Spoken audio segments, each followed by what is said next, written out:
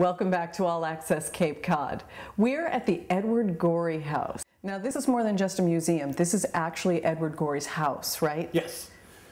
Edward bought this house in 1980 or 81, and he lived here full-time beginning in 1986 for the last 14 years of his life till 2000. And when he was living here, I understand it looked very different. Well, he had 25,000 approximately volumes of books scattered throughout the house. So all the bookcases that you may see on the TV show were full of books.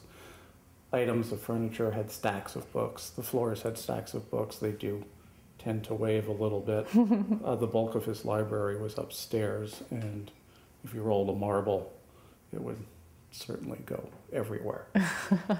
And he collected all sorts of items of stuff. He and his cousins would go out every Saturday morning yard sailing throughout the Cape and come back with all sorts of things. Edward liked to buy collections of things that spoke to him artistically.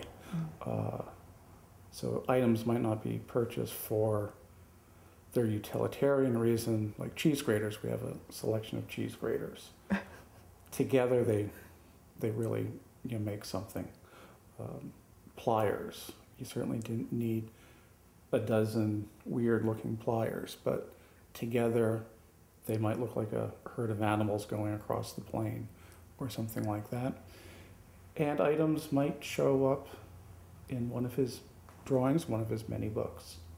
And walking through the house, you get to see a lot of those different drawings and books, and you have different shows. Yes.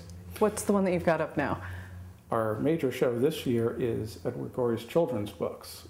Edward wrote and illustrated about 106 of his own works. Many of them were children's books, and we have a lot of the original artwork, drawings, sketches, and finished products on view. And Edward also did illustrations for many, many noted authors such as T.S. Eliot, Edward Lear, Florence Perry Heidi, who did the Treehorn Trilogy series, Sam and Emma by Donald Nelson, and several others. Now, also going around the house, there are different things tucked in corners and small feet and children. Well, one of Edward's most famous works is the Gashacrum Tinies. Here on the floor is George. It's an alphabet book beginning with A is for Amy, who fell down the stairs. B is for Basil, assaulted by bears. So it's 13 couplets. G is for George, smothered under a rug. H is for Hector, done in by a thug. We have Hector in another room. And this was our major show, I guess it was 3 summers ago now. And Rick Jones, our director and curator, had come up with the idea for a scavenger hunt. So we have 25 of the 26 kids represented throughout the house. One of Edward's greatest legacies was the supporting the care and welfare of animals.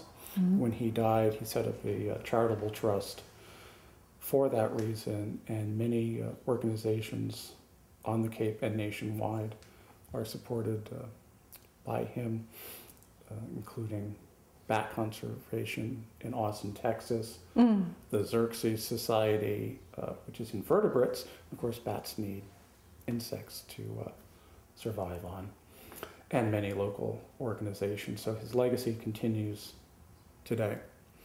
Wonderful. Not only in the care and welfare of animals, but in encouraging kids to read.